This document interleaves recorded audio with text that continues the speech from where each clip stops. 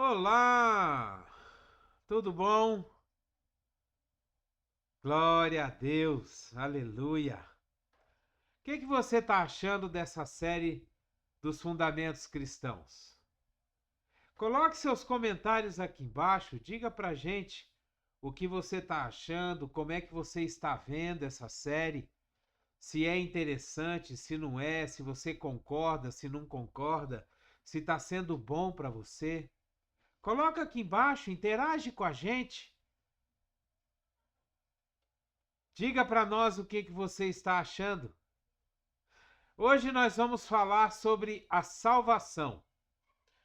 Nós já falamos sobre o propósito eterno de Deus, que é ter uma família de muitos filhos semelhantes a Jesus para a glória de Deus.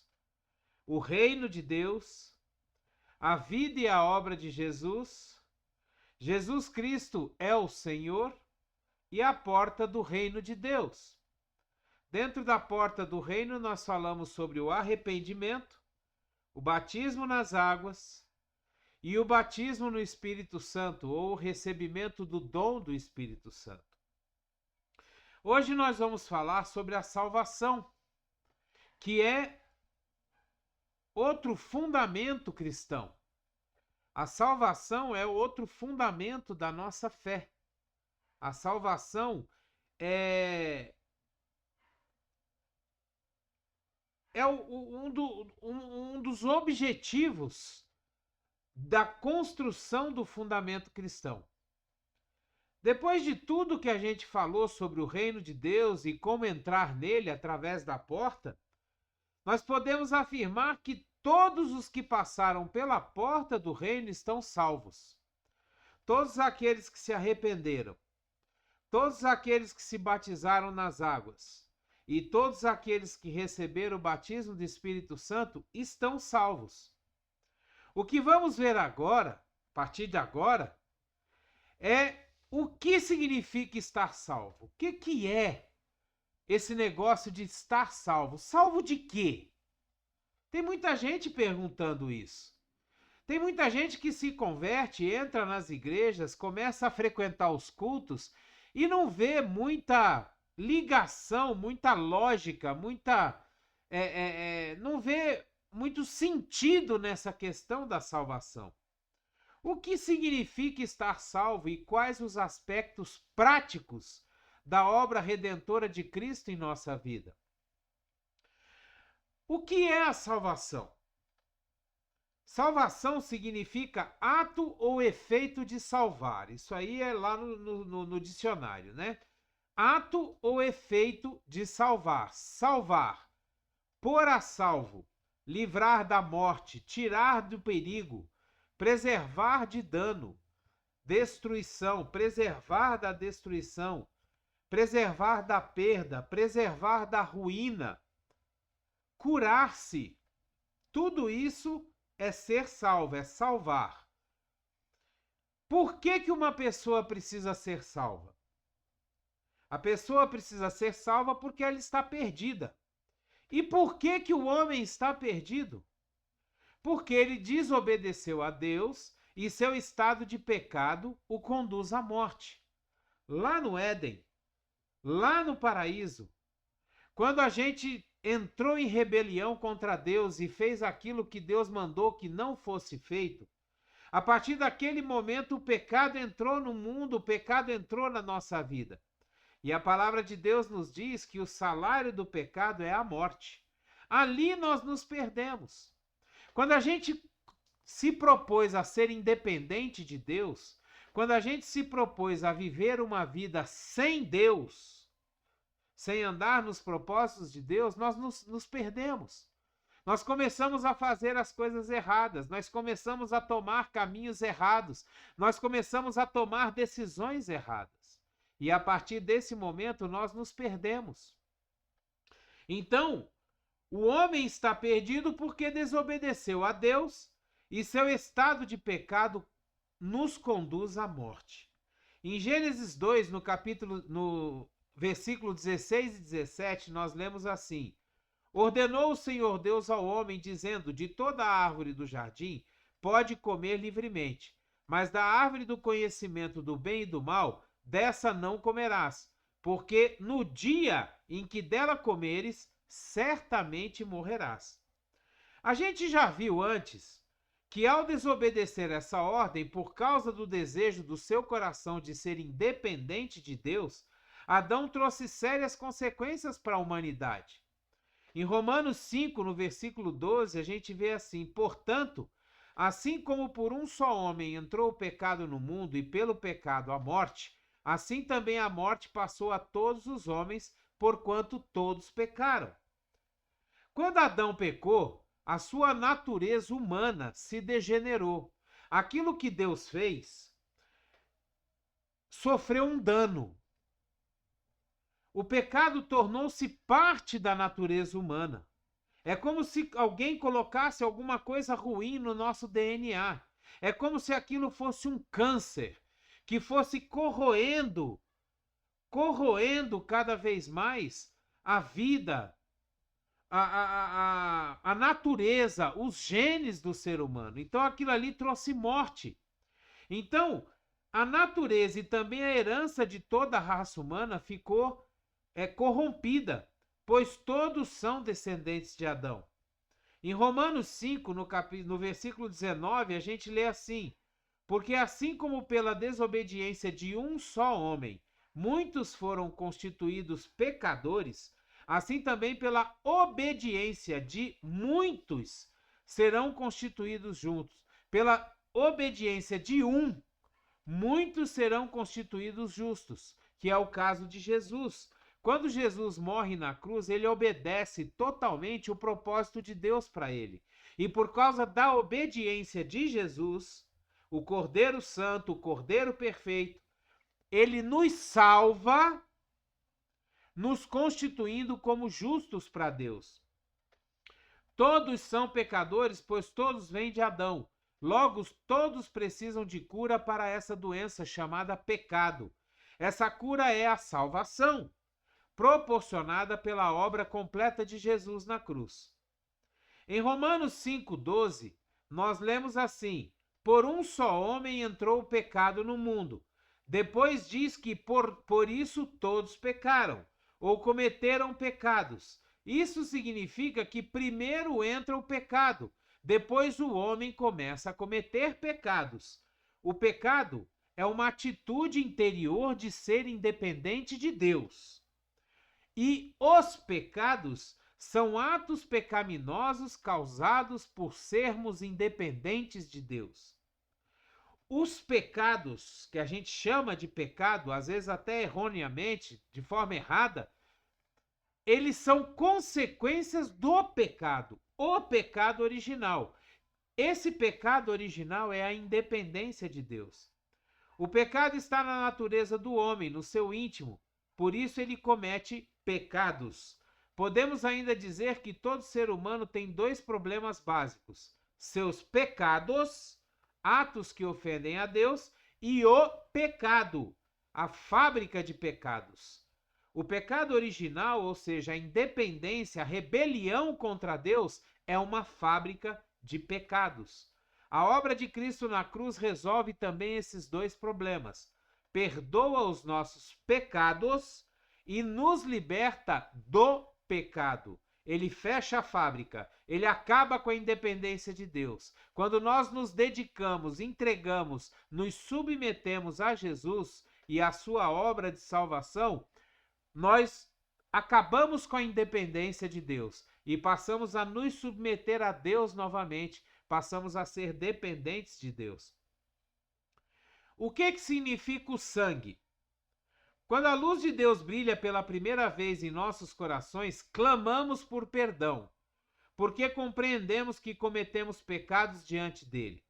Esse primeiro problema é resolvido com o sangue de Cristo, que foi derramado para perdão dos nossos pecados. O sangue trata com os nossos pecados e nos justifica à vista de Deus, conforme declara as passagens de Romanos no capítulo 5, versículos 8 e 9, e o capítulo 3, versículos 24 e 26.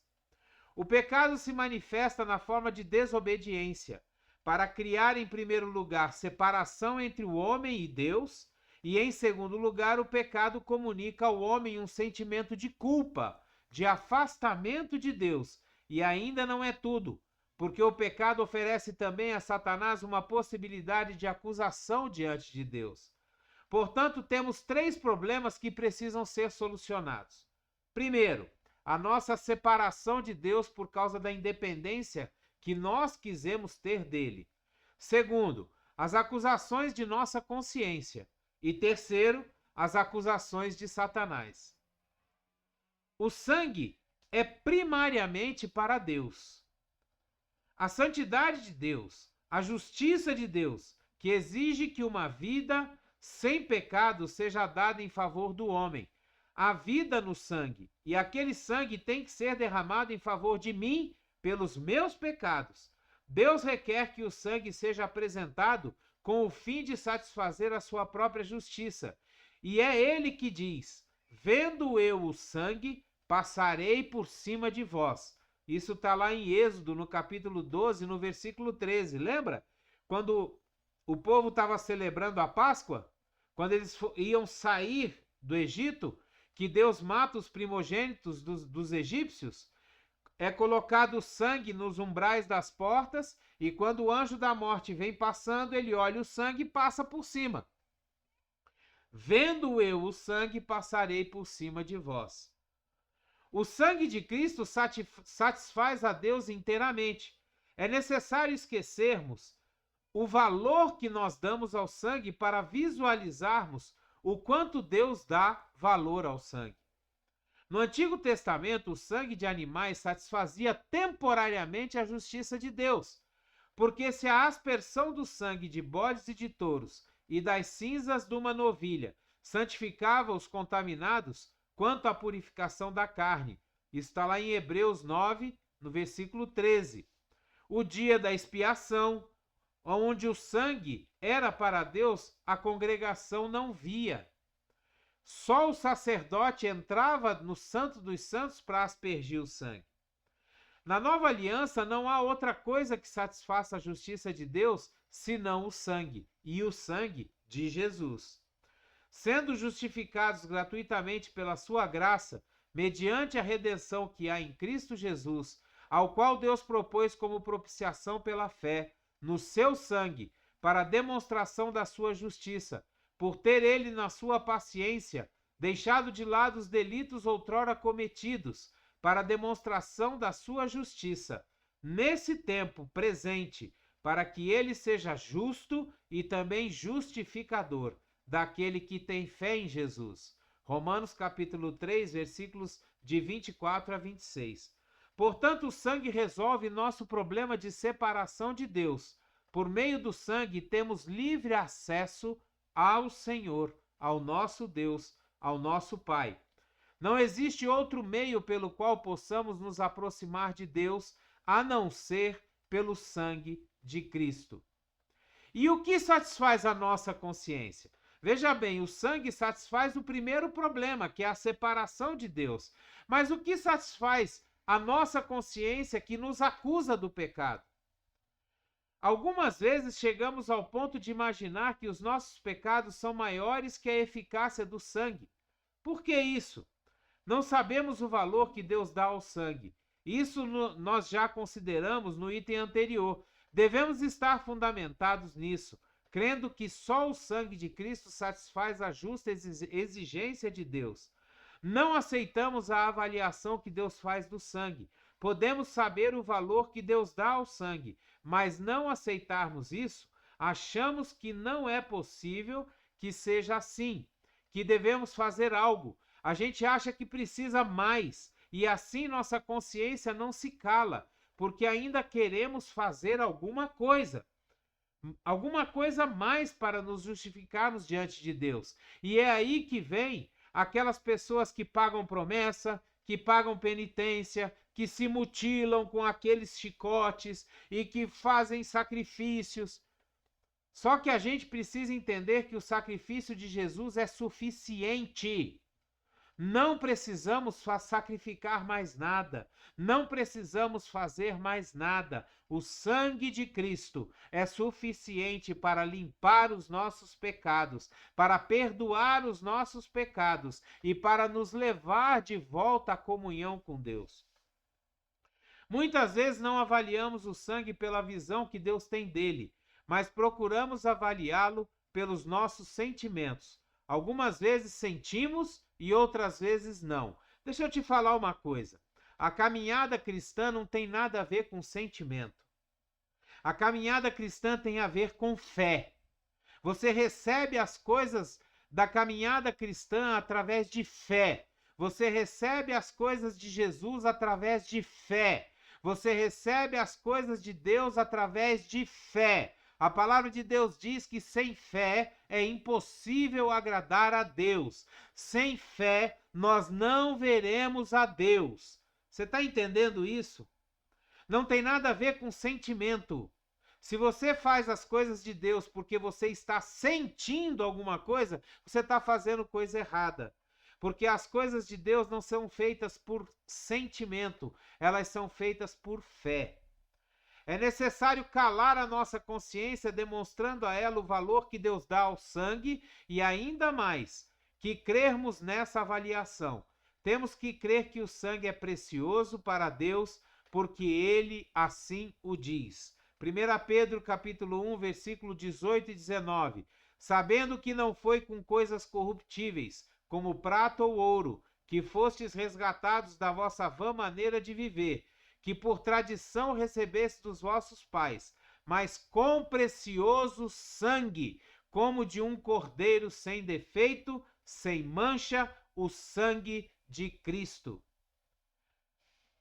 O sangue vence. Então, veja bem, nós já solucionamos o problema da nossa separação de Deus, porque o sangue de Cristo nos liga de novo a Deus. Vencemos as acusações da nossa mente, porque nós começamos a acreditar que o sangue de Jesus é precioso e é valioso e justo diante de Deus. E agora nós vamos vencer as acusações de Satanás. Colocando Deus ao lado do homem com a queda, foi introduzido no homem algo que impedia Deus de moralmente defender o homem. Eram nossos pecados diante de Deus que não permitiam que Deus pudesse estar ao nosso lado contra Satanás. Mas o sangue removeu essa barreira. Lembra? O véu foi rasgado de alto a baixo. Deus rasgou o véu lá em cima, de alto a baixo. Ele tirou, ele removeu a barreira que existia. Nós agora estamos certos com Deus. E com Deus ao nosso lado, podemos encarar Satanás sem tremor. O sangue de Jesus, seu Filho, nos purifica de todo pecado. 1 João capítulo 1, versículo 7. Não é todo pecado no seu sentido geral. É cada pecado, um por um, que nós já cometemos, estamos cometendo e vamos cometer. Todos eles são pagos pelo sangue de Jesus. Deus está na luz e à medida que andamos na luz, tudo fica exposto e patente a Ele, de modo que Deus pode ver tudo. E nessas condições, o sangue nos purifica de todo pecado. Com os pecados perdoados, não há acusação de Satanás que prevaleça. Apocalipse 12, versículo 11. A eles o venceram pelo sangue do Cordeiro e pela palavra do seu testemunho, e não amaram as suas vidas até a morte. E agora vem a cruz de Cristo. Vimos, pois, que o sangue trata objetivamente com os nossos pecados, porém notamos que isso não basta para caminharmos em rumo ao propósito de Deus. Só com o sangue continuaríamos a pecar e confessar, pecar e confessar, pecar e confessar, indefinidamente. Por isso é necessário que não só nossos pecados sejam tratados, mas o pecador seja tratado. E aí que entra a cruz de Cristo. Não somos pecadores porque cometemos pecados. Nós pecamos por sermos pecadores. É mais por constituição do que por ação. Há pecadores maus e pecadores bons. Há pecadores morais e pecadores corruptos, mas todos são igualmente pecadores. O problema não é o que fazemos, mas no que nós somos. A cruz nos liberta daquilo que somos. E como que ela atua? Há 4 condições ou passos que precisamos entender claramente. Primeiro, a cruz atua sabendo. Segundo, considerando-nos. Terceiro, oferecendo-nos a Deus. E quarto, andando no Espírito. Vamos ver cada um deles. Primeiro, a atuação da cruz sabendo. Romanos 6, versículo 6. Sabendo isso, que o nosso homem velho foi crucificado com ele, com Jesus, para que o corpo do pecado fosse desfeito, a fim de não servirmos mais ao pecado.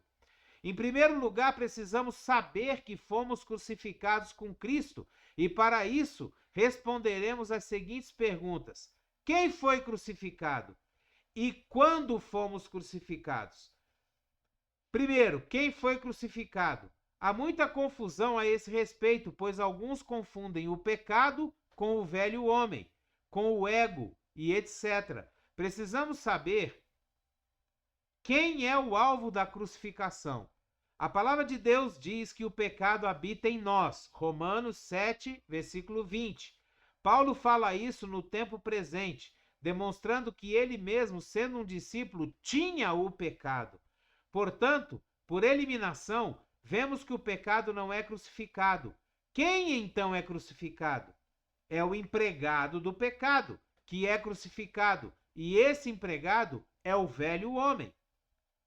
O próprio texto diz isso. Sabendo isso, que o vosso velho homem foi crucificado com ele. E ainda mais, para que o corpo do pecado fosse desfeito. Veja que o alvo não é o pecado como princípio ativo, produtor de pecados, e sim o servo do pecado, que é o velho homem. O que é o velho homem? Quando não conhecíamos o Senhor, não nos preocupávamos se estávamos agradando ou não a Deus. Não fazia para nós a menor diferença se o que fazíamos agradava ou ofendia a Deus. Esse é o velho homem, em quem o pecado tinha toda a liberdade de agir. Esse é o alvo da crucificação. Quando fomos crucificados, esse ponto é chave para alicerçarmos nossa fé no Senhor. Primeiramente, precisamos entender que a cruz é um instrumento de morte. Ninguém sai vivo da cruz. Quando se passa pela cruz, se tem a certeza que tal pessoa jamais viverá. O versículo diz que fomos crucificados e não que seremos crucificados. Nós já fomos crucificados com Cristo. Portanto, já sabemos que pela palavra foi no passado. Porém, quando no passado? O mesmo capítulo de Romanos diz: ou porventura ignorais que todos quantos fomos batizados em Cristo Jesus, fomos batizados na sua morte. Fomos, pois, sepultados com ele pelo batismo na morte. Romanos capítulo 6, versículos 3 e 4. Fomos mortos no batismo. A cruz é um instrumento de morte e ela operou no batismo. Não podemos deixar de saber disso. Esse foi um momento crucial de nossa vida com Deus. Por isso, não podemos deixar de encarar com seriedade. Lembra quando nós falamos que o batismo nas águas passou a ser ministrado de forma errada? Passou a ser um simbolismo que a pessoa pertencia a uma determinada igreja, um simbolismo. Não, o batismo nas águas simboliza a nossa crucificação com Cristo. Ali nós morremos e fomos sepultados. Quando nós somos mergulhados na água, aquilo ali simboliza o nosso sepultamento. E quando nós saímos da água, simboliza a nossa ressurreição. Sepultados com Cristo, ressuscitados com Cristo. Considerando-se, Romanos 6, versículo 11. Assim também vós considerai-vos como mortos para o pecado, mas vivos para Deus em Cristo Jesus. Considerar é No grego, é atribuir, imputar, dando a ideia de fazer as contas. Portanto, entendemos que de maneira exata não precisamos só saber, mas temos que tomar uma atitude. E essa atitude é de considerar que a nossa inclusão na crucificação de Jesus é um fato verdadeiro. Nunca olhar para nós mesmos, mas para o que Cristo fez por nós em nossa inclusão nele. Cristo morreu por nós e nós morremos nele.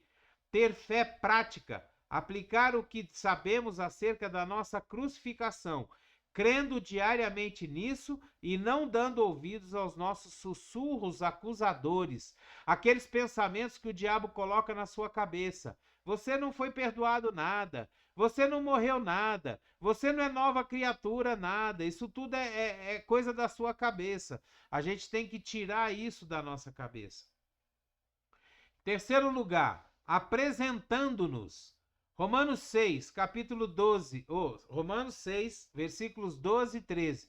Não reine, portanto, o pecado em vosso corpo mortal, para obedecerdes às suas concupiscências, nem tampouco apresenteis os vossos membros ao pecado como instrumentos de iniquidade, mas apresentai-vos a Deus como redivivos dentre os mortos, e os vossos membros a Deus como instrumentos de justiça.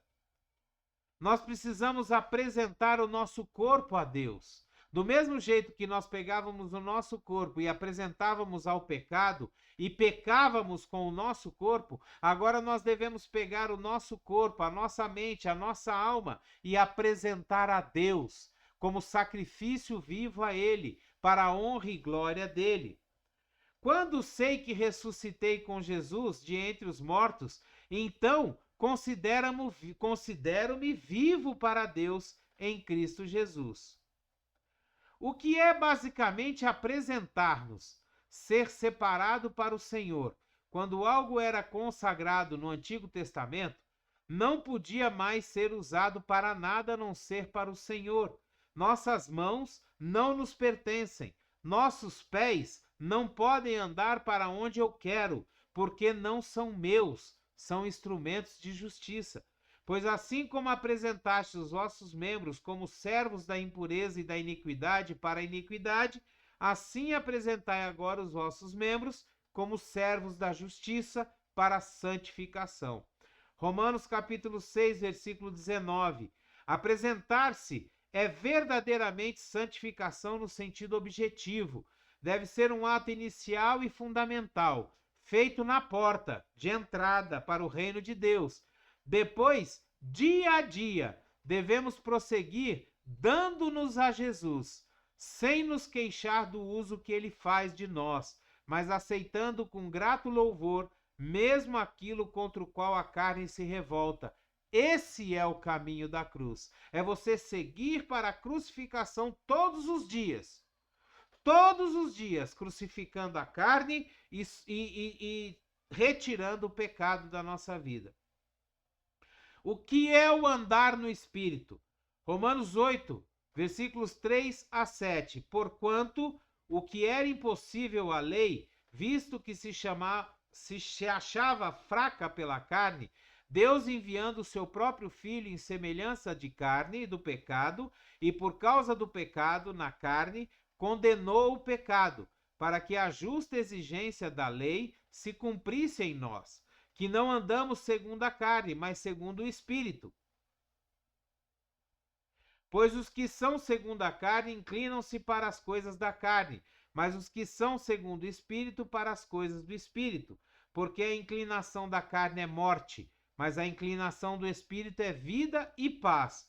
Porquanto a inclinação da carne é inimizade contra Deus, pois não é sujeita à lei de Deus, nem em verdade o pode ser. O novo nascimento. Jesus falou que nós deveríamos nascer de novo.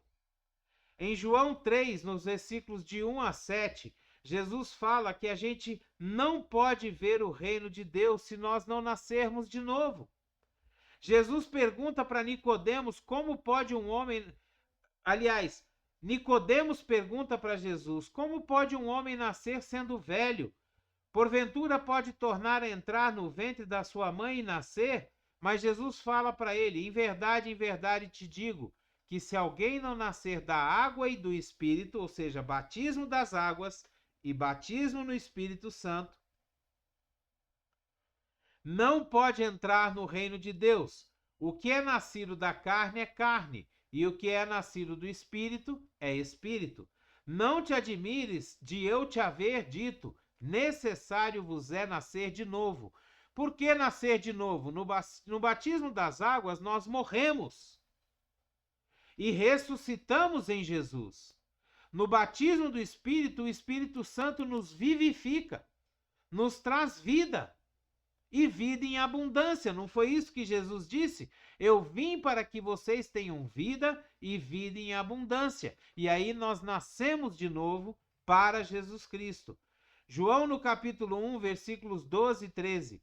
Mas a todos quantos o receberam, aos que creem no seu nome, Jesus, deu-lhes o poder de se tornarem filhos de Deus, os quais não nasceram do sangue, nem da vontade da carne, nem da vontade do homem, mas de Deus. Para se tornar filho de Deus é necessário nascer de novo, crendo em Jesus. Nós então nascemos de novo e passamos a ser filhos de Deus. Deus nos comunica suas qualidades e somos participantes da natureza de Cristo, nosso irmão mais velho. Deus nos dá a sua vida, a vida eterna, e começamos a viver essa vida agora, consagrando todo o nosso ser a Ele. Vivamos, pois, como filhos de Deus. Glória a Deus, aleluia! Dá uma olhadinha aqui nessa figura. Eu vou deixar ela aqui para a gente poder ver direitinho. Olha só que interessante essa figura. Se você quiser tirar um print depois da tela e guardar essa figura com você, ela tem um resumo sobre o que é a salvação. Ela explica o que nós acabamos de ver. Então, que essa figura, que essa salvação, que essa palavra possa entrar na tua mente, no teu coração, na tua alma, mostrando e ensinando a você mais um fundamento cristão, mais um fundamento da nossa fé, a salvação em Cristo Jesus. Amém? Glória a Deus! Dê o seu like, dê o seu gostei, dê o seu joinha. Se você puder e quiser, assine o nosso canal. Torne-se um missionário de Deus. Pegue o link dessa palavra e envie para todas as pessoas. Envie para os seus contatos, poste nas suas redes sociais. Permita que essas pessoas vejam aquilo que Deus tem ensinado para você, ensinado para nós e mostrado cada vez mais essas coisas que Ele tem nos dado como fundamentos da nossa fé. Em nome de Jesus. Que a graça e a paz do nosso Senhor Jesus Cristo, o grandioso e infinito amor do Pai, a comunhão e as doces consolações do Espírito Santo estejam sobre a sua vida, sua casa, sua família, por onde quer que você vá, onde quer que você ande, leve a palavra de Deus com você e pregue em tempo e fora de tempo. Seja você uma bênção, em nome de Jesus. Amém? Abreijos para você e até o próximo vídeo.